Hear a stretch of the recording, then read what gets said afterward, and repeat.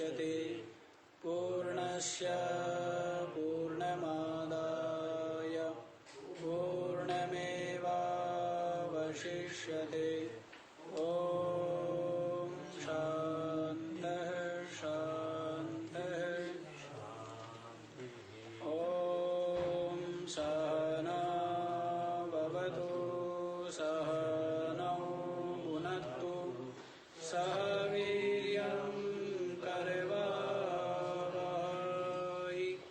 तेजस्विनावधीतमस्तु मा विद्विषावहै। ॐ शान्तः शान्तः शान्तिः।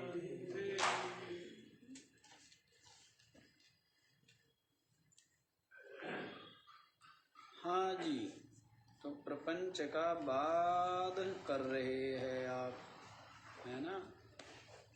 अद्वितीय निर्विकल्प निराकार जो ब्रह्म है, उसका जिस विद्वान ने आत्म रूप से अनुभव कर लिया है, तो उसके लिए ये दृश्य प्रपंच विलय हो गया। उसके लिए क्या हुआ है? क्योंकि चित्त काल ही इस दृश्य जगत की सत्ता है। जब तक चित्त है तो जगत है, और चित्त इससे हटा और अपने स्वरूप में टिका तो जगत नहीं रहा। इसको विषय कौन करे? इसकी सत्ता ही नहीं है ना। तो इस प्रकार से ये दृश्य जगत प्रपंच का क्या हो जाता है? बाद हो जाता है। इसमें सत्यपने का बाद हो जाता है। क्या होता है? समाधि काल में तो सर्वथा अभाव हो जाता है इसका, और ज्ञानी के व्यवहार काल में भी सत्यपने का बाद रहता है। ज्ञानी जब जगत में व्यवहार करता है तब भी व्यवहार करते हुए इसको सत्य नहीं मानता है, जानता है ये सब खेल है, लीला है, नाटक है, आभास मात्र, प्रतीति मात्र है, मिथ्या भासता है। तो ज्ञानी के व्यवहार काल में भी जगत क्या है? मिथ्या रूप से भासता है, और समाधि काल में तो भासता ही नहीं है, एक अद्वितीय आत्म सत्ता ही शेष रह जाती है ना। तो ये बात रहस्य की बात है। इस रहस्य को ज्ञानी लोग जानते हैं। तो कल बता दिया था, इदं द्वैतम माया मात्रम अद्वैतम परमार्थतः। पारमार्थिक रूप से तो अद्वैत है। अद्वैत माने ब्रह्म है, अधिष्ठान है। जैसे भासता तो सर्प भी है, लेकिन वास्तव में है क्या? क्या है? रस्सी है। और भासता क्या है? सर्प भी भासता है। वैसे ही वास्तव में क्या है? पारमार्थिक रूप से ब्रह्म है, और भासता क्या है? संसार। जगत भी भासता है, जगत भी भासता है, लेकिन विवेकी जानता है आभास रूप, मिथ्या प्रतीति मात्र है। वास्तविकता क्या है? अद्वैत ही, अद्वैत एकत्व, ब्रह्म आत्म सत्ता ही वास्तविक है। ऐसा श्रुति क्या कह रही है? घोषणा करती है। और सुषुप्तावनुभूयते, और सुषुप्ति में सबको अनुभव होता है। क्या होता है? दृश्य जगत है ही नहीं। ये दृश्य प्रपंच है क्या सुषुप्ति में? नहीं है। तो ये सबको अनुभव में आता है। दृश्य प्रपंच न होते हुए भी सुख रूपता और बोध रूपता बनी रहती है, और सतरूपता। सदरूपता, चिदरूपता और आनंद रूपता बनी रहती है सुसुप्ति में भी है। और जग करके कहता है सुख से सोया, तो इसका मतलब सुख को जानता है ना, तो जानने सुख भी है, उसको जानने वाला भी है, और ये दोनों है तो सत है, वो है सत है तो चिद है, चिद है तो आनंद है। मतलब जानने वाला तो साक्षी आत्मा, और जो मानने वाला भी हो गया। हाँ, मानने वाला, बोलने वाला।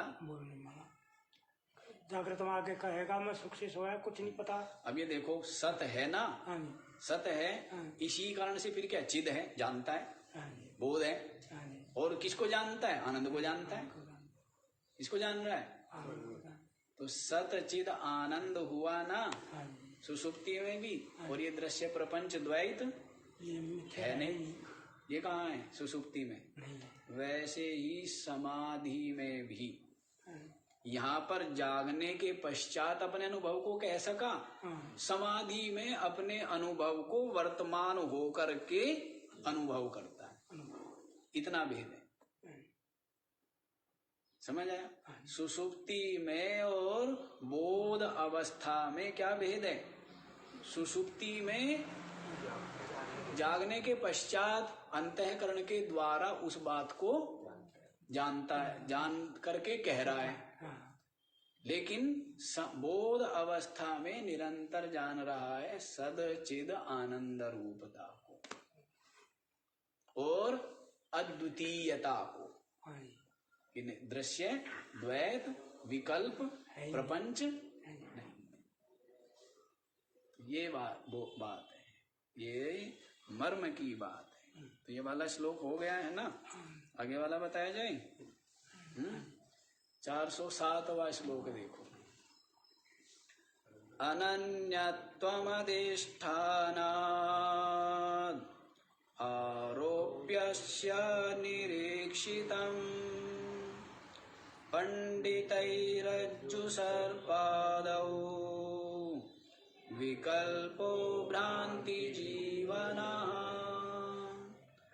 अनन्यत्वम् अधिष्ठानाद् आरोप्यस्य निरीक्षितम् पंडितैः रज्जुसर्पादौ विकल्पः भ्रांति जीवना। सेठ जी मन मन में बोल लेते हो, आवाज भी कर दिया करो थोड़ी बहुत, वॉल्यूम ज्यादा कम हो गई क्या? ठीक है। अधिष्ठानाद आरोप्यस्य अनन्यत्वं निरीक्षितम्। अधिष्ठान से जो आरोपित है अधिष्ठान में, वो अधिष्ठान से अनन्यत्वम क्या होता है? अभेद होता है, एक होता है, उससे अलग नहीं होता है। आरोपित अधिष्ठान से अलग नहीं होता है। रज्जु है अधिष्ठान, सर्प है उसमें आरोपित, तो वो जो कल्पित सर्प है वो रज्जु रूप अधिष्ठान से अलग है क्या? क्या है? एक है, अभेद है, रज्जु ही है। हाँ जी, रज्जु ही है। भास रहा है किस रूप में? सर्प रूप में। हाँ, और जानने के पश्चात भी भासता है, पर फिर मिथ्या भासता है। क्या? देख देख भाई, है तो रस्सी, लेकिन लगता क्या है? देख, दिखता तो सांप की तरह है ना, पर है क्या?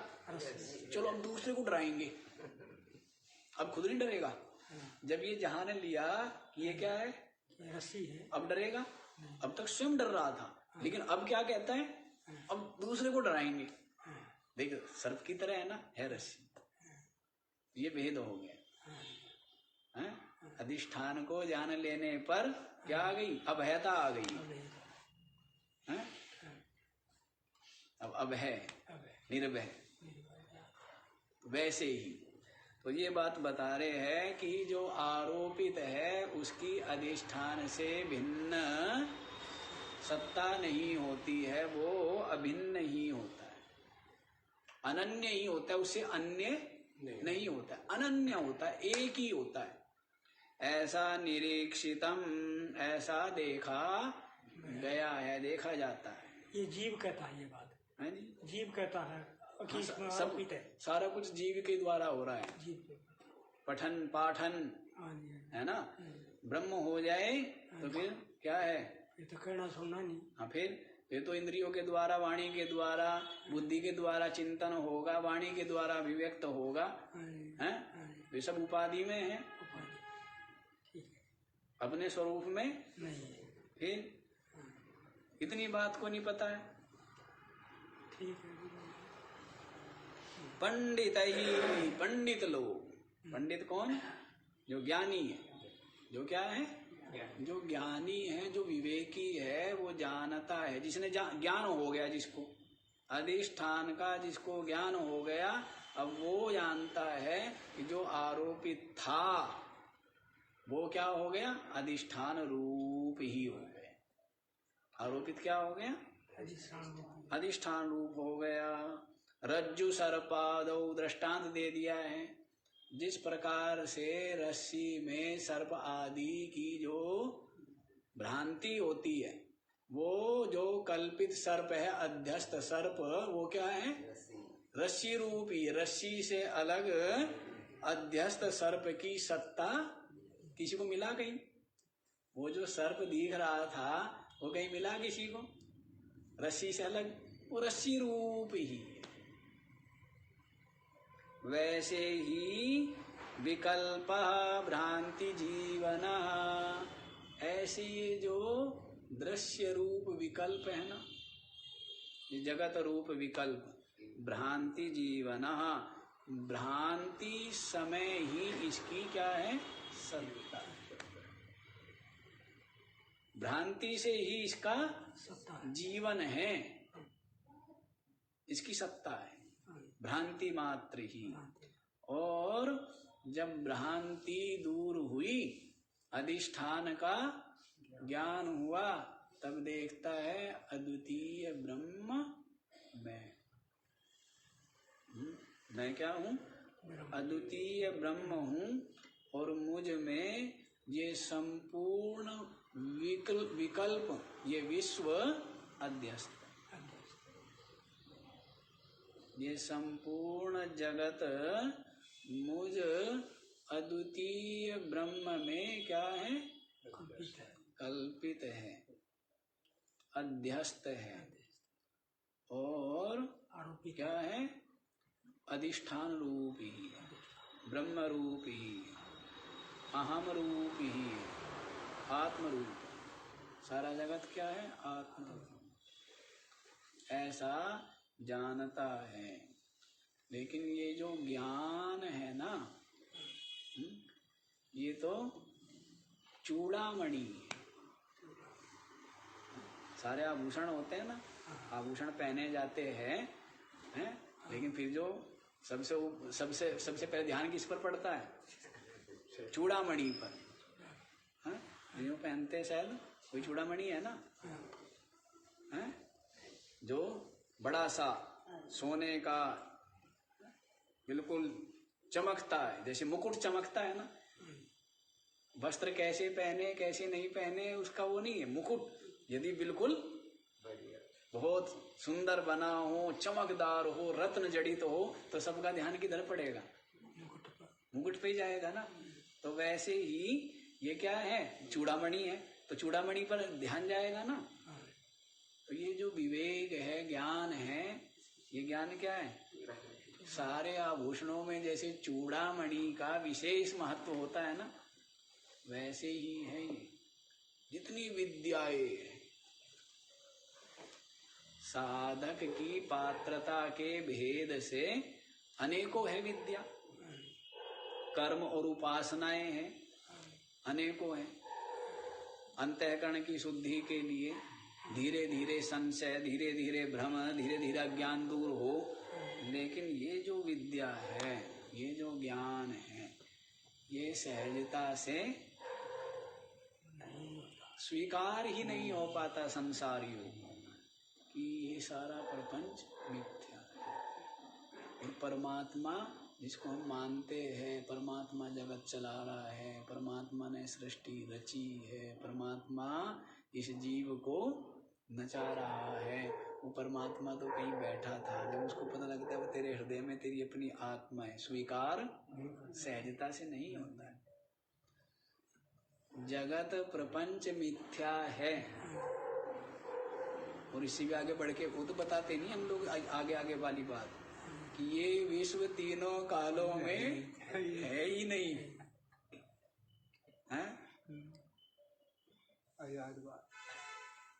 केवल एक अद्वितीय ब्रह्म सत्ता ही स्वमहिमा में विराजमान है। तो ये ज्ञान धीरे धीरे दिया जाता है, धीरे धीरे। जैसे बच्चा होता है ना, उसको शुरू में ये नहीं कि शुरू में ही खीर मालपुआ खिलाया जाता है, उसको धीरे धीरे शुरू करते हैं ना, हैं? शहद धीरे धीरे, हैं? दूध, मीठी मीठी खीर थोड़ी थोड़ी, तो धीरे धीरे उसको क्या होने लगता है, पचने लगता है। और सीधे शुरू में खीर पूरी उसको हजम नहीं हो। तो वैसे ही है जो संसारी लोग है ना, जिज्ञासु भी, तो उनको धीरे धीरे ही समझाया जाता है। अब तो अंत में आ रहे हैं ना, अंतिम आ रहे हैं। अब तो ये प्रपंच क्या है, इसकी सत्ता ही नहीं है, और ये अधिष्ठान से भिन्न अध्यस्त की सत्ता नहीं होती है। जो अध्यस्त है वो अधिष्ठान रूप ही होता है, और वो अद्वितीय ब्रह्म वो मैं हूँ। इस प्रकार से ये अंतिम ज्ञान कहा जा रहा है। अंतिम है ज्ञान का भी क्या है ये, हाँ, जो वेदांत विद्या है उसका भी ये क्या है, सार है, शिरोभाग है, सार रूप, ये मुकुट है। सारी विद्याओं में मुकुट क्या है, ये आत्मविद्या। और आत्मविद्या में भी जो सार भाग है, अंतिम भाग, वो क्या है, वो यही है कि अद्वितीय ब्रह्म से भिन्न ये जो विश्व है, इसकी तीनों कालों में सत्ता ही नहीं है। जैसे कल बता दिया था कि किसी ने भी रस्सी में प्रतीत जो सर्प है उसकी कालत्रये अपि सत्ता नास्ति, तीनों कालों में उसकी सत्ता नहीं है। फिर मृग तृष्णिकायाम अम्बुबिंदु, और मृग तृष्णिका के जल का जो बिंदु है वो कहीं उपलब्ध होता है क्या किसी को, तीनों कालों में? ऐसे ही ये जो संपूर्ण विश्व है ना, निष्कल निर्विकल्प निरुपाधिक ब्रह्म में तीनों कालों में नहीं, तीनों कालों में नहीं। अभ्यास की बात है, संस्कार की बात है, शिक्षा की बात, सब किसकी बात है? संसारियों का अभ्यास बना रहता है द्वैत का, जगत का, लेने देने, खाने पीने, देखने सुनने, चखने, भागने, दौड़ने, लड़ने, झगड़ने, हैं, संग्रह परिग्रह, त्याग ग्रहण, लोभ लाभ हानि, इसी का अभ्यास बना रहता है। इसीलिए एक लोक ये, और ऐसे ही और लोग मानता है कि हाँ हमारा ये काम तो चले, हमारा ये व्यवहार चलता रहे, मिलना भी छुड़ने वाला, जब चाहे भगवान के दर्शन कर ले, जब चाहे जब भगवान के खंबे के पीछे खड़े हो जाए, हैं? नहीं, जब चाहे जब मक्खन खा ले, जब चाहे जब खेल ले, जब चाहे जब लीला कर ले, ये सब क्यों? क्योंकि वही अभ्यास जो बना, देखना, सुनना, चखना, बोलना, हंसना, रोना, धोना, वही, उसी में रस आता है। नहीं आता है रस? सत्संग में बैठा दिया, कोई रस नहीं आता, लेकिन साथ में ढोल हो, ढपड़ी हो, नाच गाना हो तो और रस आता है, और रामलीला हो, रासलीला हो तो और ज्यादा आनंद आता है, और उसमें भी नाच गाना हो तो और ज्यादा आनंद आता है। और उसमें भी गाली गलोच हो तो और ज्यादा आनंद आता है। नहीं, संसारी, क्योंकि जिसकी जैसे बुद्धि में जैसे संस्कार है, वो चुंबक जैसे लोहे को खींचती है ना, तो वैसे ही उसकी तरफ वो आकर्षित होता है। अब यहाँ सत्संग में बैठा दिया, कहने इसे सत्संग कहते हैं, ये हमारे मतलब का नहीं है, ये हमारे बस का भी नहीं है, समझ ही नहीं आ रहा। वो होना चाहिए, सरसता हो। कुछ सत्संग में लोग इसलिए जाते हैं, कुछ कहानी सुनने को मिलेगी। सत्संग में क्या मिलेगी?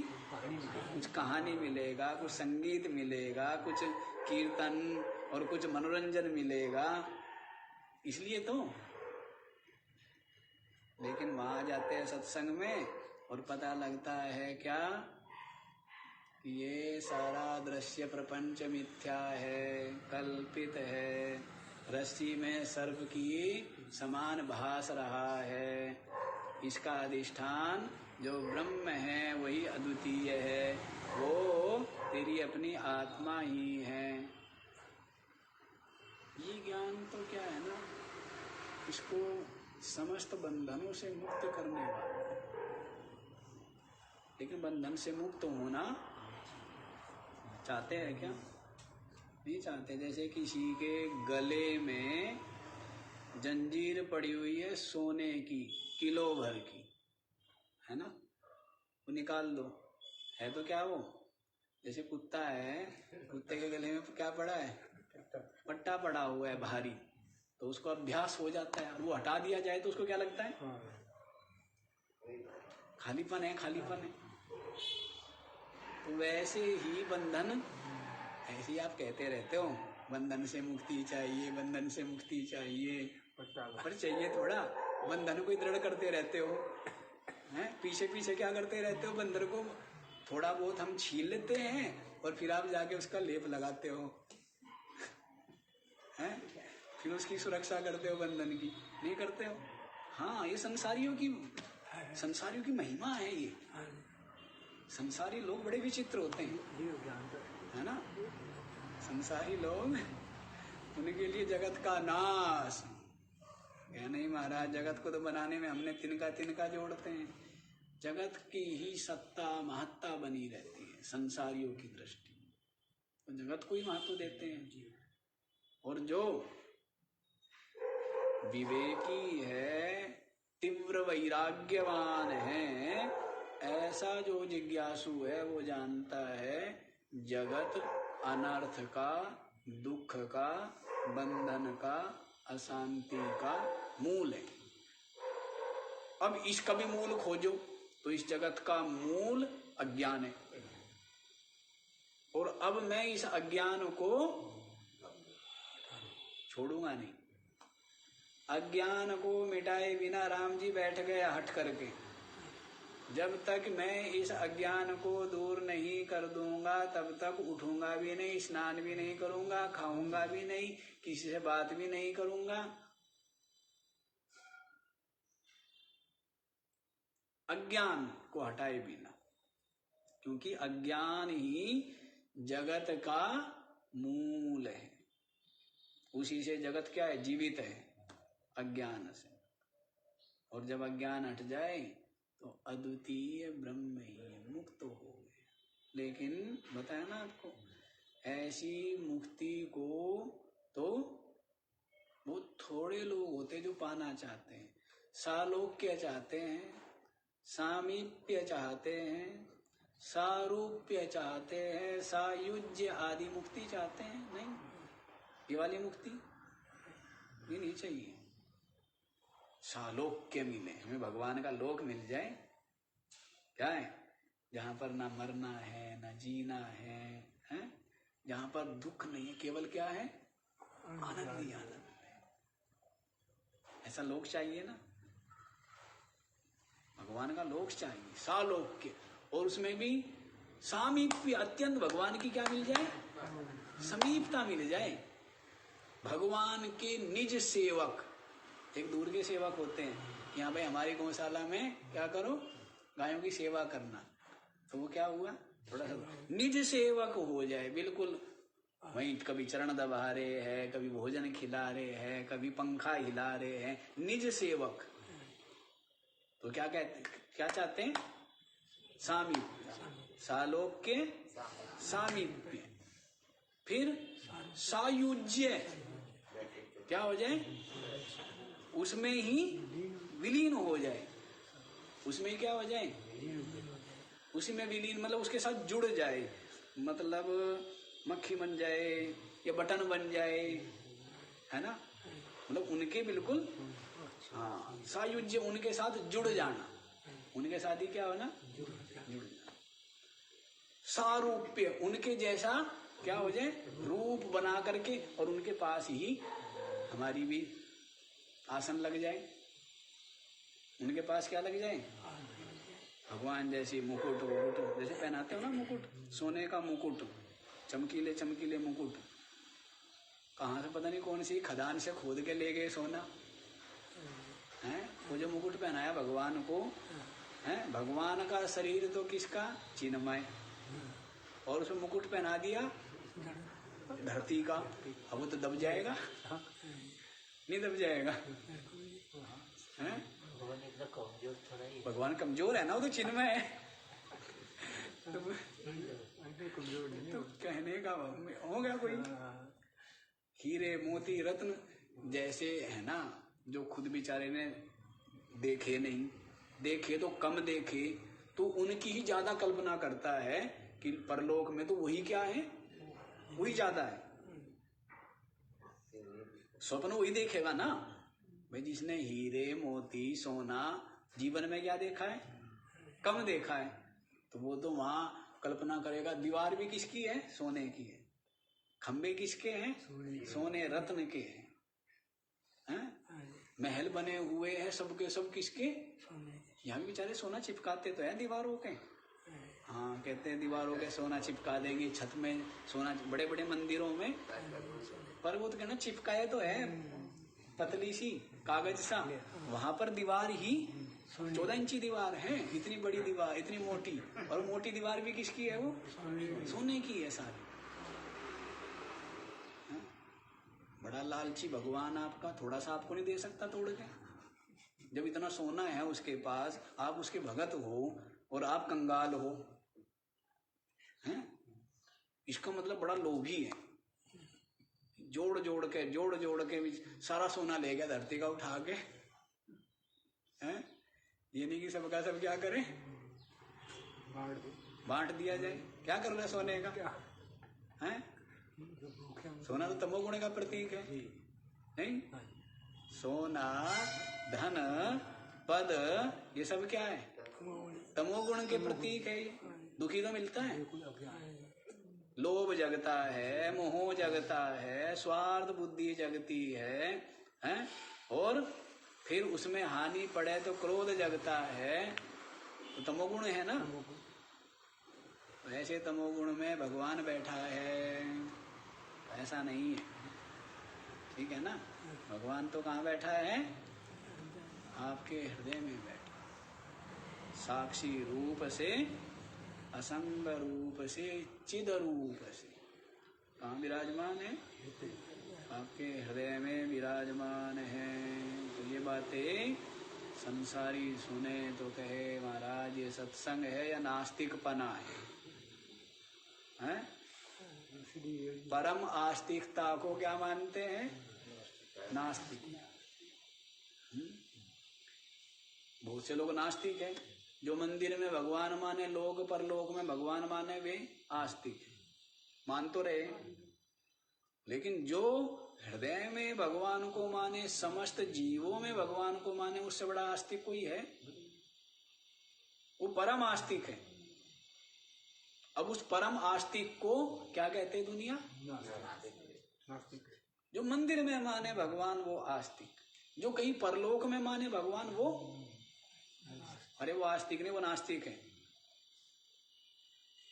भगवान कहाँ? तेरे हृदय में, संपूर्ण जीवों के हृदय में। ये क्या है? ये आस्तिकता। इससे बड़ी आस्तिकता और क्या होगी? हाँ, पर पता नहीं लोग क्या क्या माने रहते हैं। अच्छा देखो, समझ आ गया ये?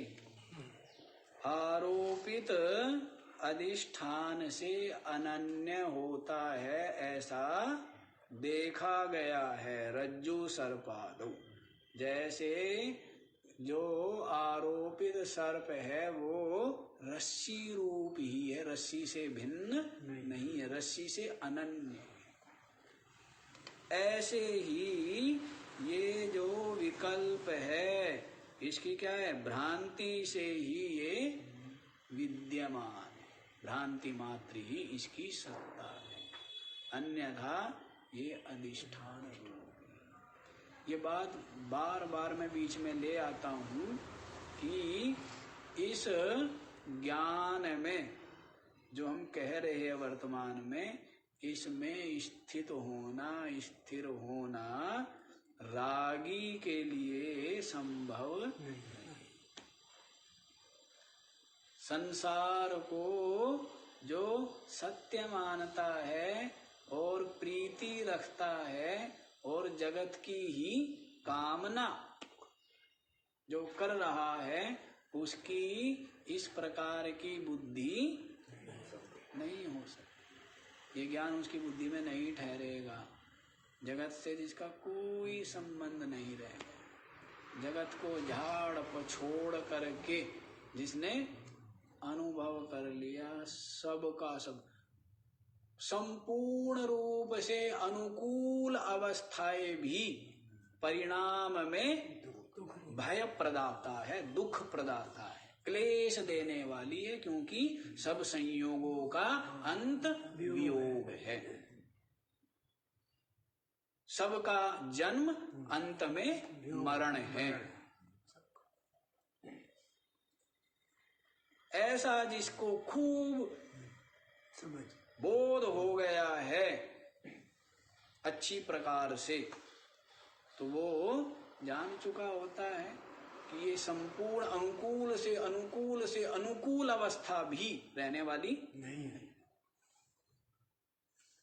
पर ऐसा बोध कहाँ? ये तो बेचारे ऐसे हैं कि 2 मुट्ठी दाने में ही रीझ जाते हैं संसारी लोग। 2 मुट्ठी मोती मैं आपको देता हूँ, आप कहेंगे महाराज आप हमारे गुरु नहीं, आप तो हमारे क्या हो? भगवान और पता नहीं क्या क्या। 2 मुट्ठी क्या दिया आपको? लो हीरे। अब ये नहीं समझेगा ये हीरो का करूं क्या? एक और आफत मोर कहाँ से रखूं? झोपड़ी में रखने की जगह ताला है, रखूं कहाँ?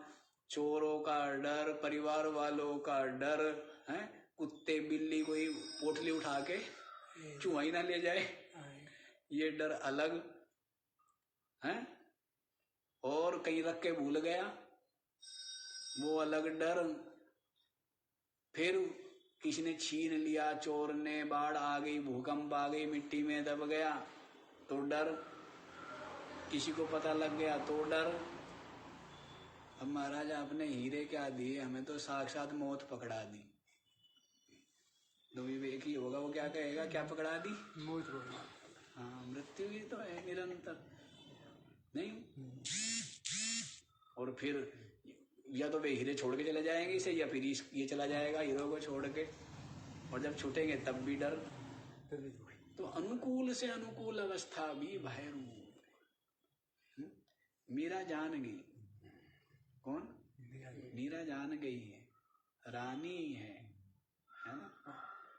क्या है? महारानी है, लेकिन जान गई है ये सब का सब नश्वर। ये धन, ये परिवार, ये वस्त्र, ये आभूषण, ये ऐश्वर्य, ये हमारे शरीर, ये हमारे पतियों के शरीर, ये भाई बंधुओं के शरीर, सब के सब क्या है? जान गए। रोना पड़ेगा, रोते रहो रोते रहो। इनमें तो, इन शरीरों में तो क्या घुसे पड़े रहते हैं? रोग घुसे पड़े रहते हैं। इनमें क्या घुसे पड़े हुए? वृद्धावस्था घुसी पड़ी है, इसमें मृत्यु घुसी पड़ी है इन शरीरों में। जान लिया मीरा ने, बड़ी आंखें बनवा के आई ना, विवेक चक्षु विवेक चक्षु विवेक हो गया तो जानती हो सब कुछ नश्वर है। इनके बीच रह करके तो कोई अनश्वर अविनाशी मिलने वाला नहीं, उसको खोजो, उसको ढूंढो। देखो बुद्धिमान थी ना, तो बुद्धिमान ही इस रास्ते पर चलते हैं, और जो कम बुद्धि वाले हैं वो संसार में ही घुसे रहते हैं, संसार में ही महल मंदिर बनाते रहते हैं। और बुद्धिमान इस रास्ते पर चल के अविनाशी तत्व को खोजते हैं, अविनाशी परमात्मा को खोजते। तो अविनाशी परमात्मा तुक ज्ञान चक्षु खोल के तू देख तो सही, जिसको तू ढूंढता है वो तो तेरे पास आनंद स्रोत्र बह रहा पर तू उदास है, अचरज है जल में रह के भी ज्ञान चक्षु खोल। ये बात मैं बारंबार इसलिए कहता हूँ, संस्कार, संसारियों को संस्कार द्वैत के, दृश्य के, जगत के ऐसे पड़े रहते हैं कि उस अद्वैत में अकेले कमरे में रहने में डर का अनुभव करते। अकेले जीवन काटना पड़ेगा जी, अकेले आश्रम में अकेले रहना है या घर में अकेले रहना है, तो भी व्यक्ति के लिए क्या हो जाए, कोई व्यवहार नहीं करना, किसी से मिलना जुलना नहीं, किसी से बातचीत नहीं करनी है। अभी महात्मा लोग भी सुबह से दोपहर तो कर लेते हैं, फिर लेकिन दोपहर बाद शाम को कोई ना कोई गपशप मारने के लिए है कि सुबह से दोपहर तो कर ली, लेकिन फिर शाम को क्या किया जाए, है दूसरा चाहिए जिसके साथ एक सुने दो सुनाए।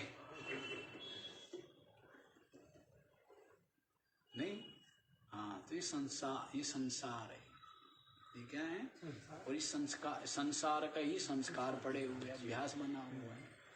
तो ये सब कुछ भूल के, सबको सारहीन महत्वहीन समझ करके अपने अद्वितीय आत्म स्वरूप में ही जिसका चित्त विश्राम पा गया, जिसका चित्त क्या हो गया, विश्राम पा गया। अब विश्राम कहाँ पाता है, संसार में पाता है, तो भोजन में पाता है, वस्त्र आभूषण में पाता है, परिवार में पाता है, इनमें विश्राम पाता है। लेकिन सबसे हट करके कहाँ विश्राम पा गया, स्वरूप में विश्राम पा गया। तो ऐसे जो पंडित है, विवेकी है, ऐसे महात्मा क्या है, धन्य, क्या है, धन्य, धन्य। आगे वाला बता दिए, आगे वाला बताया जाए तो आगे वाला आप देखिए, आत्मचिंतन का ही विधान कर रहे हैं। देखो कैसे कैसे बताया, प्रक्रिया है। पहले क्या बताया था, हाँ जी, दो तत्व बता दिए, एक आत्मा और एक अनात्मा। फिर तीन बताए, शुरू में कितने बताए, तीन बता दिए। एक जीव बता दिया, एक जगत बता दिया, और एक जगदीश्वर बता दिया, परमात्मा बता दिया। ठीक है, फिर दो पे आ गए, फिर कितने पर आ गए, आत्मा और अनात्मा। कितने पर आ गए, आत्मा और अनात्मा। फिर बता दिया कि ये सब अनात्मा है, स्थूल देह, सूक्ष्म देह, कारण देह, ये सब क्या है, अनात्मा है, और इनका साक्षी आत्मा तू अलग है। ये सब दृश्य है, अनात्मा है, जड़ है, विकारी है, और तू क्या है, साक्षी रूप है, चिन्मात्र है, अविनाशी है, बोध रूप, सच्चिदानंद रूप तू। ये बता दिया। फिर बता दिया कि ये जो अनात्मा है ना, ये अनात्मा भी वास्तव में आत्म रूप ही है। ये जगत भी क्या है? ब्रह्म रूप ही, आत्म रूप ही है। क्यों? क्योंकि जैसे आभूषण है वो सबके सब क्या है? स्वर्ण रूप है। सबके सब आभूषण क्या है? स्वर्ण रूप है। तो उससे भिन्न नहीं होते, अधिष्ठान से भिन्न नहीं होते। तो वैसे ही सत रूप अपनी आत्मा से उत्पन्न होने के कारण ये जगत भी क्या है? आत्म रूप है, ब्रह्म रूप है। ये बता दिया। धीरे धीरे आपको खुराक दे रहे हैं कि अभी 2 बादाम, फिर 4 बादाम, फिर 7 बादाम, धीरे धीरे पचे हैं। तो अब ये बता दिया कि जगत भी क्या है? आत्म रूप है, ब्रह्म रूप है। फिर ये बता दिया वास्तव में अपनी आत्मा में ये जो जगत है इसकी तीनों कालों में भी सत्ता नहीं है, तो मिथ्या प्रतीति मात्र। अब झटका सा लगा। अब क्या हुआ? एक बार को झटका लगा, ये क्या हुआ जी? जगत है ही नहीं, प्रतीति मात्र है, आभास मात्र है।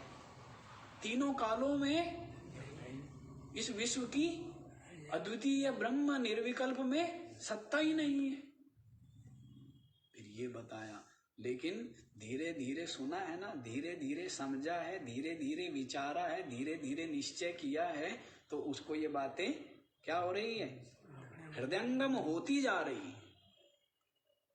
क्या होती जा रही है? हृदयंगम होती जा रही है। तो यहां पहुंच गए। कितनी लंबी यात्रा हो गई? बहुत लंबी यात्रा हो गई ना, है? अनेक से चले, त्रैत में आए, फिर द्वैत में आए, और फिर अद्वितीय में आए, एक में आए। अब एक से केवल में पहुंच गए। एक से कहां चले गए? केवल में आ गए। बताएं, दूसरा चाहिए क्या? यानी दूसरा चाहिए ना, भाई चाहिए जिसके साथ हम खेल लें। दूसरा चाहिए ना, संसार में क्या चाहिए? दूसरा चाहिए। अब दूसरे में तो फिर क्या है? बंटवारा है। दूसरे में तो क्या होगा? मिठाई भी होगी, उसका भी क्या होगा? है? अकेला है तो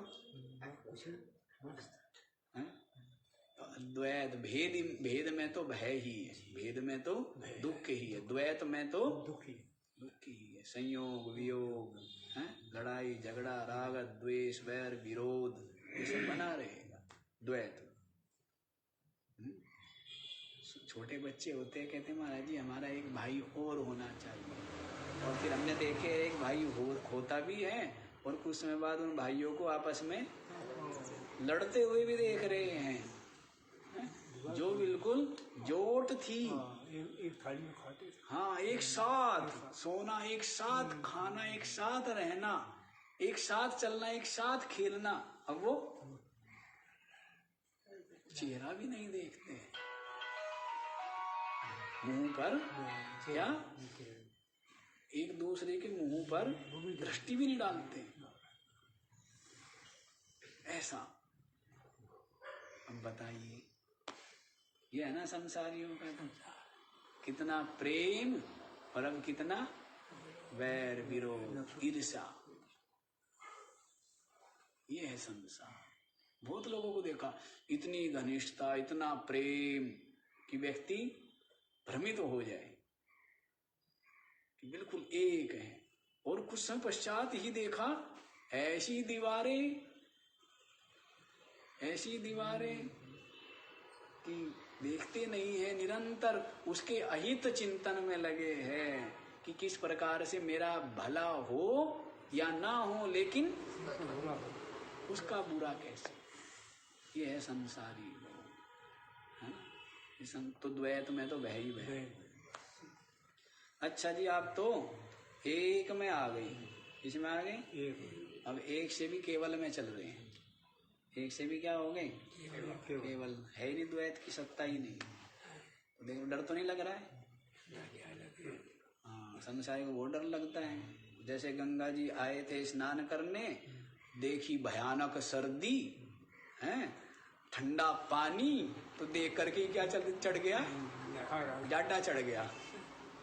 देख करके जाड़ा चढ़ जाता है। तो वैसे ही आए थे सत्संग सुनने, परमात्मा को जानने, हैं, और सुना सत्संग, और यहाँ सुन करके जब बता दिया कि केवल है, जगत की सत्ता नहीं है, द्वैत नहीं की सत्ता नहीं है, तो फिर क्या होता है, जाड़ा चढ़ता है, वापस लौट जाते हैं कहने भाई हम तो वही ठीक है महाराज जी, है ना। हमारे भगवान जो है बैठे हैं, मक्खन मिश्री खा रहे हैं, प्रसाद बांट रहे हैं, आनंद हो रहा है, कीर्तन गाया जा रहा है कि हाथी घोड़ा पाल की हमें तो बहुत आनंद आता है। भगवान जो है हमारे ऊपर दृष्टिपात कर रहे हैं, हम भगवान को निहार रहे हैं, उसमें आनंद आता है। कहाँ फंस गए थे हम, बहुत लोग लौट जाते हैं, ठीक है ना।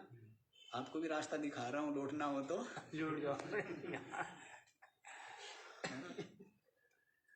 लेकिन वहां से भी लौटना तो यहीं पड़ेगा, कहीं भी लौट लो, कहीं भी घुमाओ, कहीं भी धक्के खा लो, लेकिन आना तो यहीं पड़ेगा, क्योंकि स्वयं श्री कृष्ण कह रहे हैं कश्चिन माम वेत्ति तत्त्वम्। कोई मुझ आत्मा को तत्व से जानता है। जब तक तत्व से नहीं जानेंगे तब तक छूटने वाले नहीं हैं। भय से, अशांति से, क्लेश से, द्वैत से, जन्म मरण से छूटने वाले देख लो। और अभी तत्व से जान लो तो अभी के अभी छूट गए, शरीर रहते रहते क्या हो गए, मुक्त ही क्या है। अच्छा जी, तो अब केवल की तरफ बढ़िए। आत्मचिंतन का विधान कर रहे हैं। 408वां श्लोक देखिए।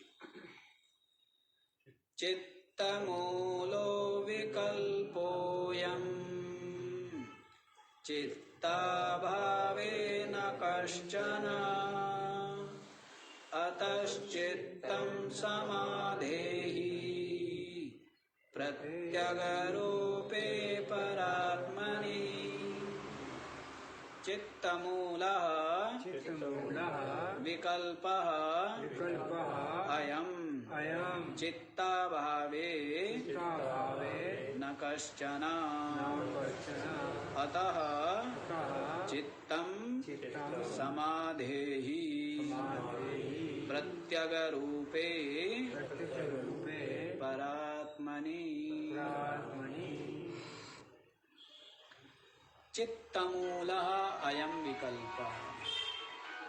ये जो विकल्प है ये क्या है, चित्त ही जिसका मूल है, जड़ है। जैसे वृक्ष है ना, वृक्ष क्या है, यदि मूल ना हो तो वृक्ष धराशायी। मूल के साथ विशाल वृक्ष का संबंध ना रहे तो क्या होगा, खड़ा रहेगा, क्या हो जाएगा, धराशायी होकर के कुछ समय में ही सूख करके और मिट्टी हो जाएगा। उसको वृक्ष संज्ञा भी नहीं रहेगी, क्या हो जाएगा, मिट्टी। और जब तक मूल से जुड़ा है तब तक क्या है, खड़ा है, हरा भरा है, छाया दे रहा है, फल फूल दे रहा है। वैसे ही ये जो विकल्प है, ये जो जगत है, इसका मूल क्या है, चित्त। जब तक चित्त है तब तक जगत है। और जैसे ही चित्त इससे हटता है तो दूसरा जगत देखता है। स्वप्न में आपका चित्त इस जगत से हटा और स्वप्न में क्या है, दूसरा जगत देखता है।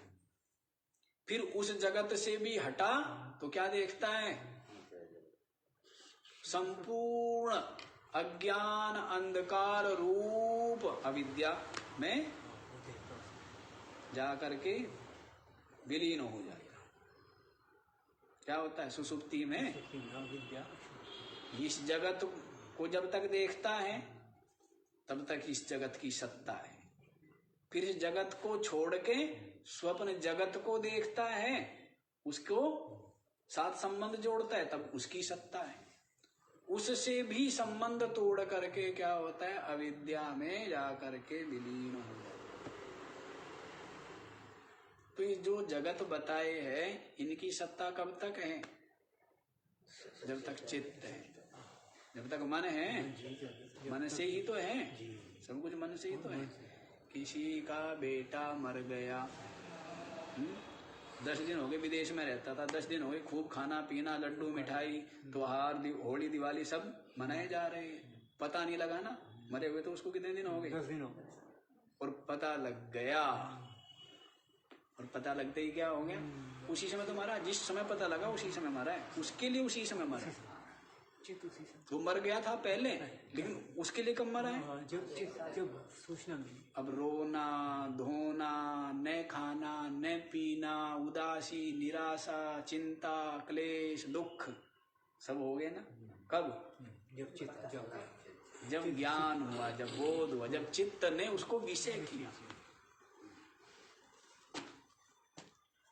यदि चित्त विषय ना करता, जब तक नहीं किया, तब तक मरे हुए होते हुए भी वो जीवित है। उसके लिए क्या है? मेरा बेटा पढ़ रहा है, अभी बस 10 दिन में लौटने वाला है, ये डिग्री लेकर के इतनी बड़ी पैकेज उसको मिलेगा, इतना बड़ा अधिकारी वो बनेगा। जबकि ये पता नहीं मरे हुए उसको तो 10 दिन हो गए। तो चित्त काल ही है ना, सारा का सारा विकल्प। जब हमारा चित्त इसको विषय करता है, जानता है, तभी तक है।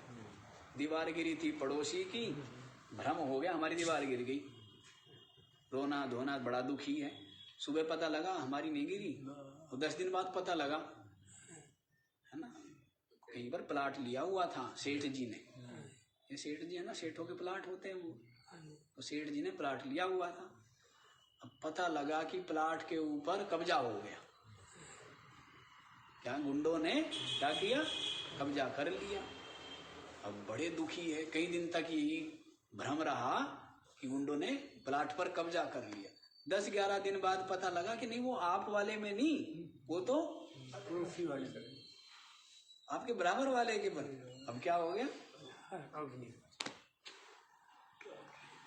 तो चित्त जिसको जैसा जानता है वैसा ही सुख दुख अनुभव करता है। तो चित्त काल ही क्या है? जगत की सत्ता है। तो रोज देखता ही है, जब तक इसको देख रहा है तब तक यहाँ पर चिंता करता है, और जब इससे हटता है तो स्वप्न का जगत दिखता है, तो वहां पर चिंता करता है।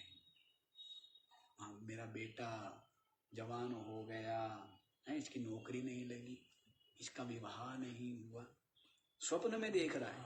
स्वप्न में क्या देख रहा है? घर है, परिवार है, और साथ में ये समस्याएं जुड़ी हुई है। क्योंकि दिन भर जो संग्रह किया है ना संसार में, वो तो दिखेगा। क्या संग्रह किया? चिंता का है। जगत में क्या संग्रह करता है? चिंता ही चिंता करते हैं सब लोग, चिंता करते। 2 रोटी मिल रही फिर भी चिंता, 2 कपड़े मिल रहे हैं, सर्दी नहीं लग रही फिर भी चिंता, छत है फिर भी। अरे महात्मा लोग जिनका क्या है, जमीन भी नहीं, जिनका क्या है, पैसा भी नहीं, वो बोलते हैं ना कि मांग तांग के टुकड़े खांदे, चाल चले अमीरा दी, वाह रे मौज फकीरा। मांग तांग के टुकड़े खावे पर चाल कैसी है? अमीरों वाली। उनसे अमीर कोई है नहीं ना, जब इच्छा नहीं है तो फिर क्या है? अमीर ही अमीर है। रूखी सूखी तो प्रारब्ध की है, और इतने लोगों में आस्था है कि रूखी सूखी तो यूं मिल जाती है। तो मांग तांग के टुकड़े चाल चले अमीरा। सोच नहीं आने जाने का, फिकर नहीं पीने खाने का, माल नहीं रखते अन्ने का, नहीं गिन्नी नहीं नोट है पर खाते हैं रोज मलाई। हैं? जिनके उड़े भ्रम के कोट है, ये रमज समझ में आए। क्या बताया? सोच नहीं आने जाने का, अभी महात्मा पूछ रहे थे कि जी उस दिन आप जाओगे क्या 10 तारीख को, 10 को या 9 को? मैंने कहा देखेंगे, पता नहीं क्या होगा क्या नहीं, तब तक अब इतना थोड़ा सोचना है। हम तो कल का नहीं सोचते कि अब दोपहर में जाना है कहीं तो कैसे जाएंगे, पैदल जाएंगे, गाड़ी में जाएंगे, किसके साथ जाएंगे। ये हमारे से पूछ रहे थे कि 10 तारीख को। मैं कहती हूँ दूर का सोचूंगा तो फिर तो हो गया काम हमारा। जैसा हो जाए, हो गया तो बढ़िया, नहीं हुआ तो कौन सा कुछ हानि हो गई। ये हानि लाभ तो संसारियों का होता है। हानि लाभ किनका है? वो रुष्ट हो जाएगा, संबंध बिगड़ जाएंगे, हैं, बुरा मान जाएगा, हमारे हम उसमें नहीं आएगा, हैं। ये सब किनकी है? हम आत्मा का तो हो गया, हो गया। अब कई बार तो चाहते हुए भी यदि पहुंचने का प्रारब्ध नहीं है तो पंचर हो गया गाड़ी में। बिल्कुल इच्छा थी, पहुंचना है, निश्चय था, उतावले थे, योजना बनाई थी, लेकिन रास्ते में क्या हो गया? ऐसी जगह जैसा होना होता है वैसे ही होता रहता है। ठीक है ना? ये महात्मा इतने ऊपर बोझा ले गए क्या? ये तो बोझा तो संसारियों के खोपड़ी में रखा रहे, वही ठीक है। महात्माओं की खोपड़ी के ऊपर बोझा रहेगा तो बोझा वाला तो क्या हुआ? वो भी संसारी। बोझा नहीं रखना है कुछ, जैसा हो जाए समय पर हो जाएगा, वैसा ही देख लेंगे। सोच नहीं आने जाने का, फिकर नहीं पीने खाने का, माल नहीं रखते अन्ने का। अन्ने का कोई माल नहीं है, अन्ना भर भी नहीं है। अन्ना एक अन्ना, 4 अन्ने नहीं, एक भी अन्ना नहीं। एक अन्ने का क्यों ना, ये हरियाणा वाले क्या कहेंगे? एक अन्ने का क्यों ना। वो आदमी तो यानी एक भी अन्ने का क्यों ना, गति बेकार है। ये बात है। माल नहीं रखते अन्ने का, नहीं गिन्नी नहीं नोट है, पर खाते हैं रोज मलाई। रोज मलाई खाते हैं। गाय भैंस भले ही नहीं है, पर क्या खाते हैं? नहीं खाते, रोज मलाई खाते हैं। और मलाई कोई वही मलाई थोड़ा है, सारी मलाई मलाई है। जिसको संतोष है, जिसको बोध है, उसको क्या है? मलाई। उसके लिए मलाई है, सब कुछ मलाई है ना। चलो जी यहीं पर आओ। क्या बताया? चित्त मूलः अयम विकल्प। ये जो विकल्प है इसका मूल क्या है? चित्त है। जब तक चित्त इसको सत्ता देता है तब तक ये खड़ा रहता है, और जब चित्त इससे हट जाता है तो होते हुए भी इसकी सत्ता नहीं होती। क्या ना, बहुत गर्मी है, बहुत गर्मी है, बहुत गर्मी है, नींद आ गई। अब बता भाई, गर्मी है, चित्त हट गया ना। बहुत दर्द है, बहुत दर्द है, बहुत दर्द है, डॉक्टर ने इंजेक्शन दे दिया, दवाई दे दिया, हैं, तो क्या हो गया? नींद आ गई। अब दर्द है, कोई दर्द नहीं है।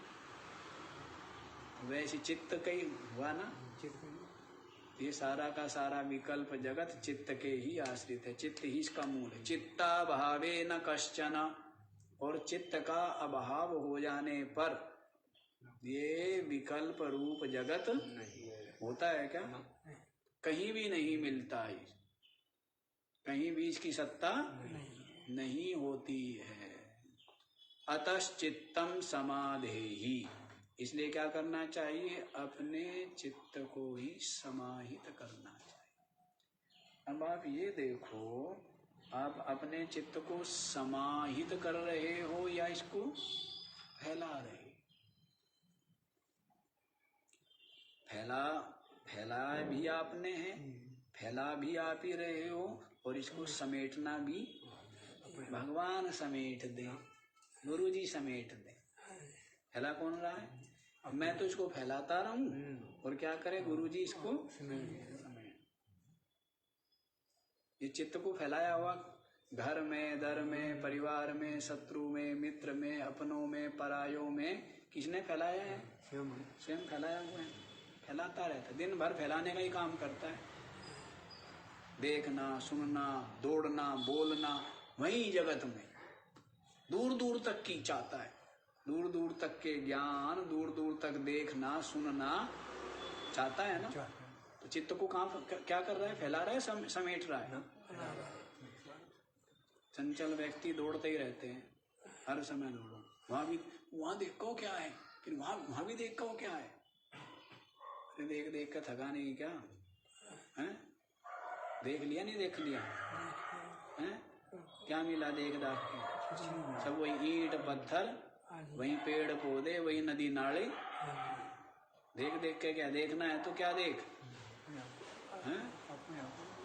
परमात्मा को देख। और परमात्मा को देखने का साधन क्या है? सत्संग और संत, उनको देखना है। तो बाकी क्या देखना? संत सत्संग जिनसे क्या होता है? विवेक होता है, वैराग्य होता है, जिससे परमात्मा की ओर आगे बढ़ता है चित्त, उनको देख। संसार को क्या देखता है? तो अब इसलिए कह रहे हैं चित्तम समाधेहि, अपने चित्त को क्या करो? समाहित करो। इसमें समाहित करो? प्रत्यग रूपे परात्मनि, जो अपनी अंतर आत्मा परमात्मा है उसमें ही अपने चित्त को समाहित करो। किसी लोक परलोक में बैठे हुए परमात्मा में अपने चित्त को समाहित करने के लिए नहीं कह रहे हैं। अपने हृदय में प्रत्यग रूप अंतरात्मा, उसमें ही, जो कि क्या है? चेतन रूप है, जो कि क्या है? साक्षी रूप है, उसमें ही अपने चित्त को समाहित करो। समझ आया? चित्त को समाहित करना चाहिए। साधक अपने चित्त को समेट लेता है जगत से। अब जगत में चित्त जाएगा क्यों? क्या प्रयोजन रह गया? जब तक जगत को नहीं जानता तब तक क्या करता है? जगत में दौड़ता है। अभी तो मैं सुखी नहीं हूं, पर ये चीज मिल जाएगी ना तो मैं सुखी हो जाऊंगा, ये चीज मिल जाएगी ना तो मैं सुखी हो जाऊंगा। लेकिन जिसने खूब समझ लिया है कि सब कुछ मिल मिला के भी कुछ होने वाला नहीं, अर्जुन ने ही कह दिया ना, धरती की तो छोड़ो, अवाप्य भूमौ वसपत्र मृद्धम राज्यम सुराणामपि चाधिपत्यम। अर्जुन कहता है मेरे चित्त में मोह के कारण जो शोक है, वो शोक इस धरती का, इंद्रप्रस्थ तो छोड़ ही दो, हस्तिनापुर तो छोड़ ही दो, संपूर्ण धरती का शत्रु रहित राज्य भी मिल जाए तो भी मेरा शोक दूर होने वाला नहीं। और इसकी तो बात छोड़ो, राज्यम सुराणाम अपि चाधिपत्यम, देवताओं का जो राज्य है स्वर्ग, उसका भी मैं अधिपति बन जाऊं, इंद्र बन जाऊं, तो भी मेरा शोक दूर होने वाला नहीं है। विवेक, अरे विवेक की महिमा अलग है। सत्संग सुना हुआ है ना? सत्संग सुनते थे ना, निरंतर स्वाध्याय किए हुए थे ग्रंथों के उन लोगों ने। विवेक जग गया तो कहता है हस्तिनापुर इंद्रप्रस्थ मिल जाए, इनसे तो मेरा शोक दूर होने वाला है ही नहीं। संपूर्ण पृथ्वी का साम्राज्य, वो भी कोई शत्रु ना हो, शत्रु रहित साम्राज्य, तो भी शोक दूर होने वाला नहीं है। और देवेंद्र भी यदि मैं बन जाऊं, स्वर्ग अधिपति, तो भी मेरा शोक दूर होने वाला नहीं है। अर्जुन ने बता दिया है कि महाराज मेरा शोक तो केवल ज्ञान के द्वारा ही दूर हो सकता है। क्या कहा है? ये कहा ना कि यत् नहीं प्रपश्यामि ममापनुद्याद् यच्छोक मुच्छोषणम इंद्रियाणा। क्या कहता है? नहीं प्रपश्यामि, मैं नहीं देखता। क्या कह रहे? मैं नहीं देखता। क्या नहीं देखता? नहीं प्रपश्यामि मम अपनुद्याद, मेरा जो शोक है वो दूर हो जाएगा। शत्रु रहित साम्राज्य के द्वारा या देवेंद्र पदवी मिलकर के भी मेरा शोक दूर हो जाएगा, ऐसा मैं नहीं देखता हूँ। शोक कैसा है? उच्छोषणम इंद्रियाणाम, जो मेरी इंद्रियों को, मेरे चित्त को निरंतर क्या कर रहा है? सुखा रहा है। जिज्ञासु जो है ना, विवेकी जो होता है, वैराग्यवान जो होता है, उसकी ये अनुभव होते हैं। तब जो ज्ञानी गुरु है, तब उसको लगता है कि हाँ अब ये इसके ऊपर दया करनी चाहिए। क्या करनी चाहिए? तो दया करना क्या है? उसको सही तत्व दर्शाना। यही क्या है? संसार तत्व भी और आत्म तत्व भी। संसार तत्व दर्शा दिया भाई, सारा का सारा क्या है? दुख रूप ही है, मिथ्या अनात्मा। तो फिर उसकी प्रवृत्ति किधर होगी? आत्म तत्व। तो तब दया तब होती है जब देखा कि हाँ ये वास्तव में क्या है? पात्र है, अधिकारी है, वैराग्यवान है। देखो अर्जुन ने कह दिया ना, तब श्री कृष्ण को बोलना पड़ा। उससे पहले नहीं बोलने दो, दुनिया बोलती रहती है। और विवेकी जानते, संसारी लोग तो घुस पड़ते हैं। आदमी पूछेगा एक, बताएंगे 10। संसारी महात्माओं के सामने लोग पूछते हैं ना, महात्मा जल्दी से जानते हैं इनकी स्थिति है, देखते हैं। जब देखते हैं धैर्य पूर्वक कि हाँ इसको दिया हुआ उपदेश सफल होगा, तब उसको समझाते हैं। संसारियों की तरह नहीं कि प्रश्न पहले सुना नहीं, उससे पहले ही समाधान देने वाली दुनिया है ना यहाँ। तो ज्ञानी पंडित हाँ, जो समझदार होता है ना वो चुप रहता है, वो देखता है, धैर्य पूर्वक ही जवाब देता है। तो समझ आ रहा है ना क्या बता दिया है? अपने चित्त को समाहित करना चाहिए। चित्त काला चित्त मूल अयम विकल्प, ये विकल्प चित्त मूल ही है, चित्त के ही आश्रित है। चित्त के अभाव होने पर कहीं भी जगत नहीं रहता है, जैसे सुषुप्ति में रहता नहीं है। इसलिए चित्त का ही जागृत में क्या करना चाहिए? समाधान करना चाहिए, समाहित करना चाहिए। किसमें? प्रत्यग रूप अपनी आत्मा। आपका चित्त मस्तिष्क में जागृत काल में कहाँ रहता है? मस्तिष्क में। कहाँ रहता है? मस्तिष्क। और स्वप्न काल में कहाँ रहता है? हिता नाम की नाड़ी में। और सुषुप्ति काल में कहाँ रहता है? पूरी तत् नाम की नाड़ी में, है ना। और समाधि में कहाँ रहता है? हृदय में विराजमान हो करके अपनी आत्मा में विराजमान हो। कहाँ रहता है? तो 3 जगह तो आना जाना आपको आता है। आप जो है कभी कहाँ होते हो? पूरी तत् नाम की नाड़ी में हो तो सुषुप्ति काल में। स्वप्न काल में कहाँ होते हो? हिता नाम की नाड़ी में हो करके स्वप्न देखते हो। जागृत काल में आंखों में कहो या मस्तिष्क में कहो, इसमें आकर के जगत का व्यवहार करते हो।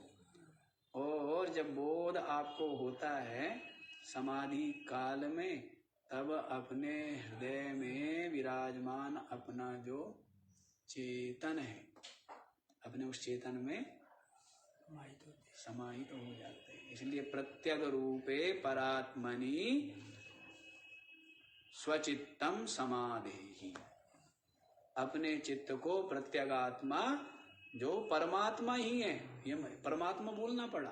प्रत्यगात्मा से आदमी क्या समझता है? आत्मा। और परमात्मा कहता है आकाश में। तो क्या कह रहे हैं? प्रत्यगात्मा एव परात्मा, अपनी अंतरात्मा ही क्या है? परमात्मा है। उसमें ही चित्तम समाधेहि, अपने चित्त को समाहित। ठीक है। आज इतना ही रखो, समय भाग गया, बाकी का कल देखेंगे। ओम।